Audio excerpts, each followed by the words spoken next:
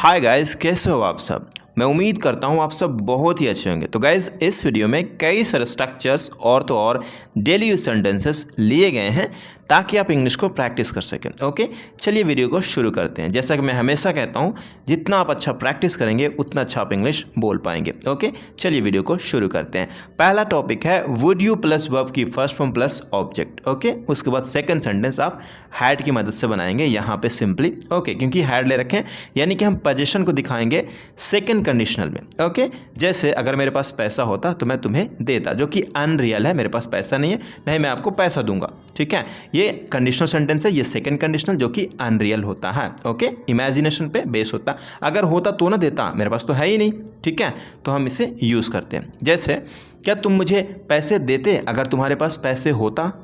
तुम बस कहते रहते हो कि अगर तुम्हारे पास पैसे होता तो तुम मुझे देते, लेकिन सच तो यह है कि कोई भी किसी को पैसा नहीं देता बिना मतलब का। तो हम कहेंगे would you give me money if you had money. You just keep saying that if you had money you would give it to me, but the truth is that no one gives money to anyone without any reason. क्या आप मुझे जाने देते अगर आपके पास car होता। मैं मानता हूँ अभी आपके पास कार नहीं है। मान लो अगर आपके पास कार होता तो क्या आप मुझे जाने देते। Would you let me go if you had a car? Would you let me go if you had a car? I admit you don't have a car right now. That's okay. Suppose if you had a car, would you let me go? तो guys, आपको इसी तरीके से practice करना। आप इसी तरीके से प्रैक्टिस करेंगे, I am 100% sure you are going to speak as quickly as possible. अगला टॉपिक है सिंस प्लस पास्ट टेंस, उसके बाद प्रेजेंट परफेक्ट टेंस। यहाँ पे प्रेजेंट परफेक्ट की जगह पे प्रेजेंट परफेक्ट कंटिन्यूअस टेंस हो सकता है। पास्ट टेंस की जगह पे पास्ट इंडेफिनिट टेंस हो जाएगा। यहाँ पे सिंपल पास्ट भी होगा। डिपेंड करता कि आप कहने क्या वाले, सिचुएशन को आपको समझ जाना। ओके, जैसे जब से मैं यहाँ आया हूँ तब से मैं नोटिस किया हूँ कि आपके पास कार नहीं है, लेकिन फिर भी आप मैनेज कर लेते हैं। यहाँ पे आप हिंदी को नोटिस कर सकते हैं। जब से मैं यहाँ आया मतलब आने का काम पहले था, ठीक है, तब से मैं नोटिस किया हूँ, फिर उस समय से मैं नोटिस किया हूँ, इसलिए ये प्रेजेंट परफेक्ट में होता है या फिर प्रेजेंट परफेक्ट कंटिन्यूअस में चला जाता है। ओके, लेकिन जो आने काम है वो पास्ट में, इसलिए पास्ट टेंस यानी सिंपल पास्ट को भी लिख सकते हैं। जैसे जब से मैं वहाँ था, सिंस आई वॉज देयर, उसके बाद जो भी आप जोड़ना चाहते हैं, इसलिए यहाँ पे सिंपल पास्ट भी होता है कई बार और बोला भी जाता है, ऐसे लोग बोलते हैं। आप भी बोलिए, बिल्कुल सही है। ओके, ऑलराइट, तो कुछ एग्जाम्पल्स देख ही लेते हैं, आपको समझ में आ ही गया होगा। जब से मैं यहाँ आया हूँ तब से मैं नोटिस किया हूँ कि आपके पास कार नहीं है, लेकिन फिर भी आप मैनेज कर लेते हैं। I have noticed since I came here that you don't have a car but you still manage. कितने महीने हो गए हैं जब से आप इसे सर्च करना शुरू किए। अब लगता तो नहीं कि आप आंसर ढूंढ पाएंगे। एक काम करिए, आप मुझ पर छोड़ दीजिए, मैं कर दूंगा। How many months have passed since you started searching for this. Now it doesn't seem to me that you will be able to find the answer. Do one thing, leave it to me and I will do it. Guys, अगर आप 600 से plus advance English structures का ई book चाहते हैं तो इस video को description में लिंक दी गई है, जिसके थ्रू आप उसे परचेस कर सकते हैं। आप एक बार जाएं, वहाँ पे आप पढ़ें कि क्या क्या है, क्या क्या कवर किया गया है, बहुत सारी चीज़ें हैं। ओके, जो भी मैं पढ़ाता हूँ, कई सारे वीडियोस भी अपलोड कर चुका हूँ और आप देख सकते हैं। अच्छा से अच्छा जो भी स्पोकन में यूज़ किया जाता है, सभी के सभी स्ट्रक्चर्स कवर किए गए हैं। अगर आप चाहते हैं तो आप परचेस कर सकते हैं। आइए टॉपिक की ओर बढ़ते हैं। अगला टॉपिक है you are good at. You are good at बहुत ही सिंपल है, जैसे आप बोलने में बहुत अच्छे हो, ठीक है, तो उस जगह पे आप कहते हो you are good at speaking, right. तो यूज़ करते हैं हम एक इन सीक्वेंस में यूज़ करेंगे ताकि हमारा फ्लुएंसी आए। ठीक है, जैसे तुम इंग्लिश बोलने में अच्छे हो। एक तरफ तो आप अच्छे से इंग्लिश बोल लेते हो और दूसरी ओर से आप हिंदी भी सीखना चाहते हो। यहाँ पे ऑन दी वन हैंड और ऑन दी अदर हैंड, ये भी एक एडवांस स्ट्रक्चर है, काफ़ी यूज़ होता है, इसे भी आप यूज़ करिए। Okay, you are good at speaking English. उसके बाद है ऑन दी वन हैंड, मतलब एक तरफ से या एक मायने में you speak English very well and on the other hand, दूसरी ओर से, दूसरी तरफ से you also want to learn Hindi. Okay, तो आप एग्जैजरेट करिए, आप चीज़ों को सीखिए, समझिए और बोलने की कोशिश करिए। बोलिए, जब तक आप बोलेंगे नहीं आप इंग्लिश नहीं सीख पाएंगे। एक तरफ से तुम मुझे पैसे देना चाहते हो और दूसरी तरफ से तुम मेरा बुराई भी करना चाहते हो, बुराई भी करते हो। कुछ समझ नहीं आता कि तुम क्या चाहते हो। On the one hand you want to give me money and on the other hand you speak ill of मी।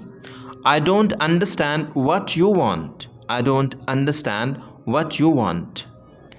एक तो वह अभी बच्ची है, दूसरी तरफ वह अभी शादी की बात करती है। क्या वह पागल तो नहीं? मतलब क्या वह पागल है? On the one hand she is still a child and on the other hand she talks about marriage. Is she crazy? अगला टॉपिक है लगे हो तुम। क्या होता है, आप हिंदी में ऐसे कहते होंगे जैसे तुम बहुत बोलने लगे हो, बहुत बोलने लगे हो तुम, बहुत रोने लगे हो तुम। उस जगह पे आप यू हैव स्टार्टेड, उसके बाद वर्ब की फोर्थ फॉर्म प्लस अलॉट, मतलब बहुत। ओके, और भी कुछ ना कुछ बोलेंगे आप पहले या फिर बाद में, ऐसा होता है क्योंकि आप एक सेंटेंस बोल करके चुप नहीं हो सकते। ओके, जैसे बहुत बोलने लगे हो तुम, जब से मैंने शादी की तुमने तो चैन से जीने ही नहीं दिया है, अब लगता है मैं कहीं दूर चला जाऊं। You have started talking a lot ever since, या फिर केवल सिंस कह सकते हैं, या एवर सिंस भी कहा जाता है। Ever since I got married, जब से मैं शादी की, you have not let me live in peace. Now I feel I should go away somewhere. बहुत रोने लगी हो तुम, क्या हुआ? उसने बस यही तो कहा कि मैं तुम्हारे साथ नहीं जाऊंगा। सिंपल, मत जा, क्या फ़र्क पड़ता है। You have started crying a lot. What happened? He just said that I will not go with you. Simple, that's simple. Don't go. What difference does it make? What difference does it make? अगला topic है लगता तो नहीं, It doesn't seem. It doesn't seem. Okay? लगता तो नहीं कि अब वो आएगा, It doesn't seem that he will come. लगता तो नहीं कि वह बीमार है, It doesn't seem that he is sick. लगता तो नहीं कि वह दोनों भाई है, It doesn't seem that they both are brother. अगला टॉपिक है हु नोज़, क्या पता। सिंपल, हु नोज़, क्या पता। I don't care, I am not going there, so who knows, let it be, I don't care. For example, क्या पता वह तुम्हें मारना चाहता होगा, तुम्हें तो अब सावधान रहना चाहिए, अगर नहीं तो कुछ होता है तो समझ लेना। Who knows, he might have wanted to kill you, you should be careful now, if not then understand if something happens. क्या पता वह तुम्हें शायद जान से मारने की प्लान की हो, चलो ऊपर वाला का शुक्र है तुम बच गए। तो कह सकते हैं who knows she might have plan to kill you, thank god you are saved, मतलब तुम्हें बचा लिया गया। क्या पता वह कहाँ जाती है, who knows where she goes, क्या पता तुम क्या खाते हो, who knows what you eat, क्या पता वह क्या चाहती है, who knows what she wants. अगला टॉपिक है रिमेन्ड। सिंपल है, जैसे दुकान बंद रहा, द शॉप रिमेन्ड क्लोज्ड। आप इसे अच्छे से यूज़ करिए। तो यहाँ पे क्या है कि मैं यूज़ करूँगा, जैसे मैं देखता का देखता रह गया, आई रिमेन्ड, मतलब रह गया, बरकरार रह गया। आई रिमेन सीइंग, मैं देखता का देखता रह गया। मैं खेलता का खेलता रह गया, आई रिमेन प्लेइंग। मैं सोता का सोता रह गया, मुझे समझ नहीं आ रहा था कि मुझे करना क्या है, I remain in deep sleep. I couldn't understand, मुझे समझ नहीं आ रहा था, यानी मैं समझ नहीं सका मुझे करना है, करना क्या चाहिए, what I should do, what I should do. आपको सेंस को भी समझ में आना चाहिए, क्योंकि एक ही चीज़ को कई और भी तरीके से बनाया जा सकता है। लेकिन अगर आप सेंस से समझेंगे तो आप ईजिली स्पोकन में बोल पाएंगे बहुत जल्द, और वही तो चाहिए आपके अंदर लाना। अगला टॉपिक है turned out to be. Turned out to be simple है। ओके, जैसे तुम तो बड़े झूठे निकले, you turned out to be so liar. तुम तो बड़े तेज निकले, you turn out to be so clever. तुम तो बड़े मतलबी निकले यार, you turn out to be so selfish. क्या कहते हो, आजकल लोग मतलबी हो रहे हैं, ऐसे लोग को नहीं होना चाहिए, राइट। हमें लोगों की मदद करनी चाहिए। वेरी फर्स्ट, पहला पहला, यह पहला पहला बार है जब ऐसा हुआ है। This is the very first time that this has happened. मैं यूरोप में अपनी पहली छुट्टी पर जाने के लिए बहुत उत्साहित हूँ। I am so excited to go on my very first vacation to Europe. At first, सबसे पहले तो मुझे लगा कि मैंने अपना फ़ोन खो दिया है, लेकिन बाद में मुझे अपने बैग में ही मिला। At first I thought I had lost my phone, but I eventually found it in my backpack. पहले तो मुझे निर्देश समझ में नहीं आया, लेकिन उन्हें ध्यान से पढ़ने के बाद मुझे समझ में आ गया। At first, I didn't understand the instructions, but after reading them carefully, I figured it out. Before इससे पहले कि, यहाँ से चले जाओ इससे पहले कि मैं तुम्हें पीट दूँ। Go from here before I beat you. दफ़ा हो जाओ इससे पहले कि मैं तुझे निकलवा दूँ। Get lost before I get you got out. For the first time, पहली बार। फॉर द फर्स्ट टाइम, पहली बार। मैं पहले कभी पेरिस नहीं गया हूँ, पहली बार मैं सिटी ऑफ लाइट्स का अनुभव करने जा रहा हूँ। I've never been to Paris before. For the first time, I'm going to experience the city of lights. मैं पहली बार अपना प्रेजेंटेशन देने से घबरा गया था, लेकिन यह अच्छा गया। I was nervous to give my presentation for the first time, but it went well. At first sight. At first sight का मतलब होता है पहली नज़र में।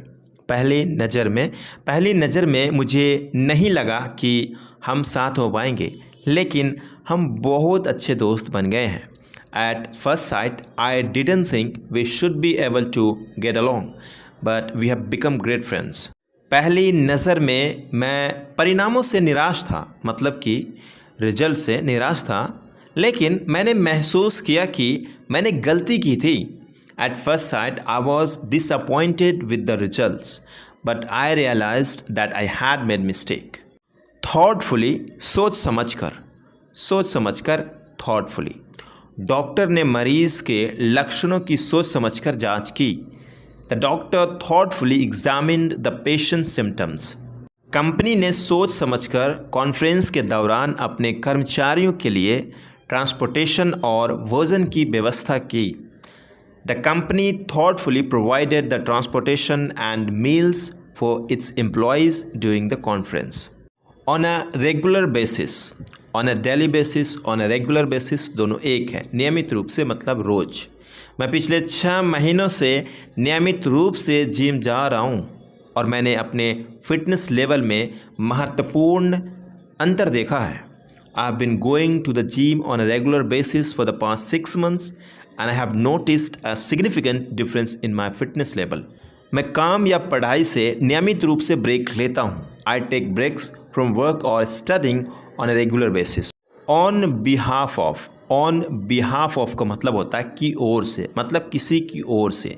ओके, उस जगह पे आप ऑन बिहाफ ऑफ को यूज़ करिए। जैसे मैं अपनी बहन की ओर से माफ़ी मांगना चाहता हूँ, किसी की ओर से। Okay, I apologize on behalf of my sister. On behalf of my sister. मैं अपने दोस्तों की ओर से जन्मदिन की पार्टी की प्लान बना रहा हूँ। I am planning a birthday party on behalf of my friends. अगला टॉपिक है on account of. On account of का मतलब होता है के कारण, ओके, या फिर के वजह से। उस जगह पे आप ऑन अकाउंट ऑफ को भी यूज़ कर सकते हैं। मैं अपनी ख़राब तबीयत के कारण आज डॉक्टर के पास जा रहा हूँ। I am going to the doctor today on account of my poor health. I am going to the doctor today on account of my poor health. मैं बीमार होने के कारण पार्टी में नहीं आ सका। I couldn't come to the party on account of being sick. I couldn't come to the party on account of being sick. Thank you guys, thank you so much for watching this video. मिलते हैं अगले video में, तब तक के लिए अपना ख्याल रखिए। इस वीडियो को ध्यान से देखने के लिए आपका बहुत बहुत शुक्रिया और मैं उम्मीद करता हूँ कि आप इंग्लिश बोलेंगे और अच्छा बोलेंगे। ओके, मिलते हैं अगली वीडियो में, तब तक के लिए अपना ख्याल रखिए। जो भी आपका सुझाव है, जो भी आप बताना चाहते हैं मुझे, बिल्कुल आप कमेंट करिए। मैं आपका कमेंट का वेट करता रहूँगा, क्योंकि उसी के हिसाब से मैं आपको कुछ ना कुछ कंटेंट लाता रहूँगा। Thank you guys, thank you so much, thanks again.